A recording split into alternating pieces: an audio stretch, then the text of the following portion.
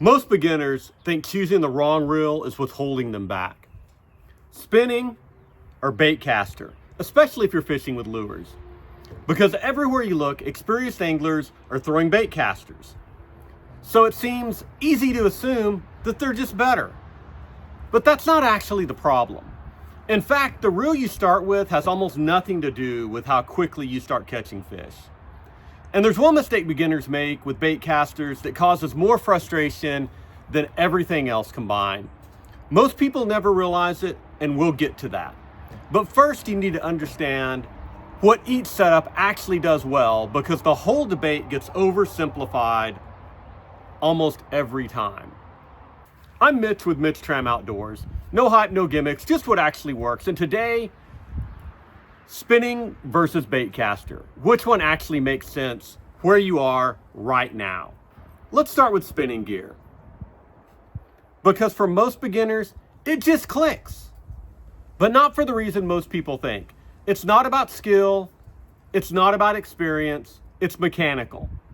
On a spinning reel, the spool, it doesn't move during the cast. The line just peels off. That's it.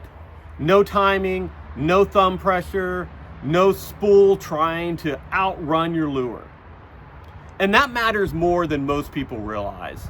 Because when you're learning to fish, you're already trying to figure things out, like where the fish are, what they're doing, how your lure feels, when to set the hook. That's a lot. Now add managing spool speed onto every cast. And that's where most beginners get overwhelmed. Spinning gear, it removes that layer. So instead of fighting your gear, you can actually focus on fishing. Now let's talk about baitcasters. Because this is where most beginners start second guessing themselves. They pick up one and immediately they feel like they're doing something wrong. And sometimes they are. But sometimes the problem isn't technique at all, it's setup. A baitcaster has two systems that control the spool speed. The spool tension, this knob here, and then it has some type of braking system. Sometimes it's external, sometimes you have to take the plate off. If you set those right, things improve fast.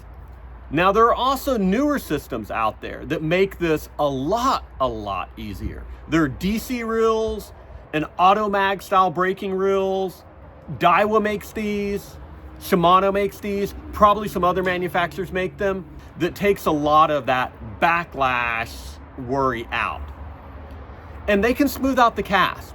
They can reduce how often you backlash. And they can make the reel feel more forgiving. But here's the part that matters. They don't eliminate the need for control. They just reduce consequences when you get it wrong. Good braking systems can help you, but it won't save a bad cast. And this is where a lot of anglers get misled. Even with perfect settings, even with advanced braking system, a baitcaster is still harder to learn on because it's not self-correcting. You have to control it on every cast. You have to feel when the lure slows down and adjust your thumb in real time. Too much pressure, the cast dies. Too little pressure, you backlash. And that's a real skill, and it takes repetition. If you're starting to see why this gets confusing, that's exactly what this channel is built for. Straightforward fishing fundamentals, honest gear breakdowns that actually work. If that's what you're looking for, hit subscribe, because most of this stuff gets overcomplicated when it doesn't really need to be. Now, spinning reels, they aren't just for beginners. That's one of the biggest misconceptions out there. Some of the best anglers in the world still rely on spinning setups. I don't know how many videos I've seen KVD working finesse with a spinning reel. But here's where spinning reels really separate themselves. Light lures. Anything under about 1/4 ounce, spinning gear, it just handles it better. Because there's no rotating spool resisting the cast.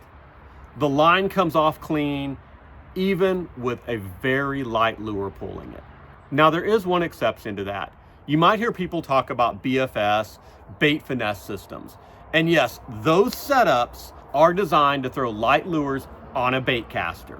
They have lighter spools, more precise tuning. It's a different overall setup, and they do work. But here's the trade-off. they're less forgiving, more sensitive to setup, more sensitive to casting mistakes. BFS solves one problem, but it creates a few new ones. So while it can handle light lures, it's not where most beginners should start. And this is exactly why spinning gear still dominates in that lighter range for most anglers. Finesse techniques, Ned rigs, drop shots, light worms, slower presentations, subtle bites. Spinning gear is built for that lighter line, works great in clear water where pressured fish are. That matters. And this is where a lot of beginners get it backwards. They think spinning is the easy option, but really it's a specialized tool that also happens to be easier to start with and is pretty versatile overall. But here's the flip side of that, because once you understand this, baitcasters start making more sense. Baitcasters aren't necessarily an upgrade, they're just a different tool. And for certain jobs, they're the right one and they're the best one. Let's start with an obvious one, heavier lures. Baitcasters are built for power fishing. Jigs, frogs, swim baits, heavier Texas rigs. Typically anything in that 3/8 ounce and heavier range, a baitcaster just shines. These lures have enough weight to keep the spool moving consistently through the cast, which is exactly what baitcasters are designed for. And heavier lures pair naturally with heavier line and heavier setups overall. Here's the practical reality. If you're fishing a 2500 or 3000 size spinning reel on a medium rod, which is where most anglers start, and it's really the most versatile setup for a spinning reel, you're already at the upper end of that setup at around 1/2 ounce. Push much heavier than that, and the rod doesn't load right, the cast fills off, and you're working against your gear. Baitcasters are built for that heavier range from the ground up. Heavier rod, heavier line, heavier lures. It's a system designed to work together. Now, accuracy is where baitcasters genuinely separate themselves from spinning gear, because your thumb is in direct contact with the spool throughout the cast. You can stop it exactly at the right moment and drop your bait exactly where you want to. Tight to a dock piling, under a tree branch, into a 2-foot gap in the grass. That kind of precision is hard to replicate on spinning gear, especially on shorter, controlled casts. Hits him right over there. And in bass fishing, that matters, because bass sitting on cover aren't hovering 3 feet away from it. They're tight to it, sometimes inside of it.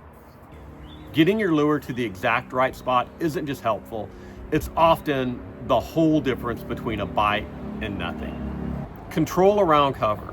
When a bass hits your lure in heavy cover and immediately tries to bury itself back into it, you have about 1 second to stop that.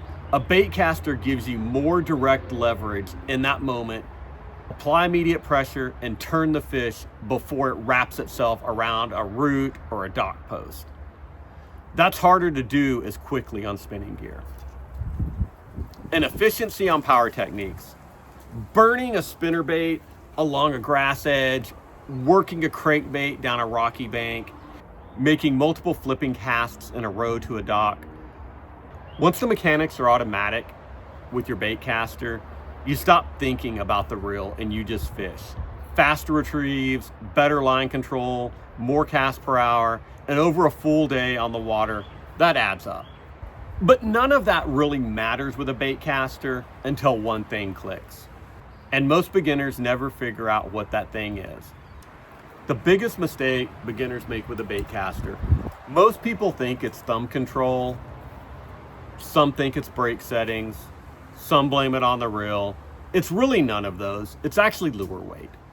Beginners try to throw lures that are too light for their setup. And when that happens, the spool outruns the lure almost immediately.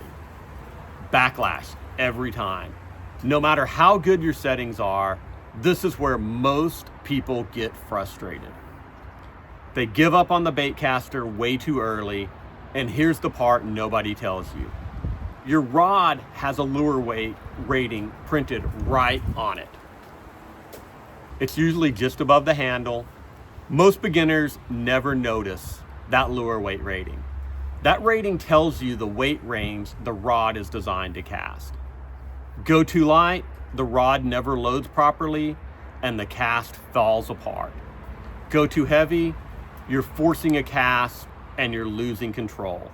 Stay in the range and everything works together the way it's supposed to. So if you're just starting out with a Baitcaster, stay in that middle range, usually around 3/8 to 3/4 an ounce on a typical medium heavy bait casting rod. That one adjustment alone fixes most of the frustration.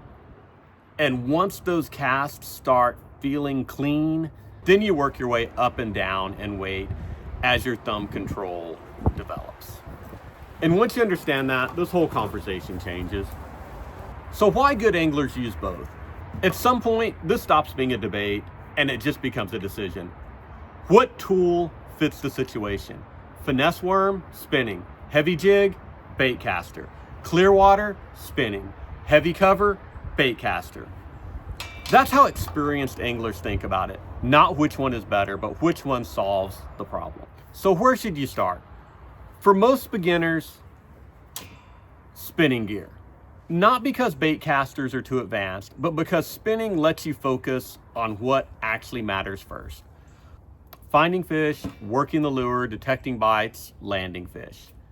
If you want a simple starting point, a 2500 or 3000 size spinning reel on a 7-foot medium power rod with fast action will cover almost everything you need starting out. It's versatile, it's forgiving, and it works with a wide range of lures. Build that foundation, then add your Baitcaster, and the transition becomes a lot easier. Now, if you're starting with a Baitcaster, a 7-foot to a 7'4", 7'6" medium heavy fast rod paired with a reel that has a gear ratio of 7.x is a solid all-around setup. Just stay in that 3/8 to 3/4 ounce range early on until the mechanics start to really click with you. And here's the part that really matters. There's no shortcut here. Whether it's spinning or bait casting, the goal is the same. Get comfortable enough with your gear that you stop thinking about it, because that's when you actually start fishing. Now, if you're patient and most of the lures you want to throw are heavier, you can absolutely start with a Baitcaster. Just expect a bit more of a learning curve with this guy. At the end of the day, both setups catch fish.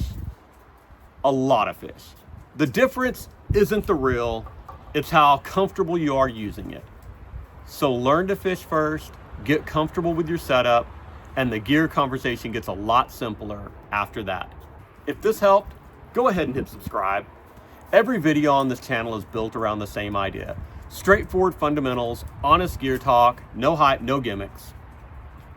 And if you want to keep building on this, I've got a full breakdown on the biggest mistakes that keep beginners from catching fish right here. See you next time.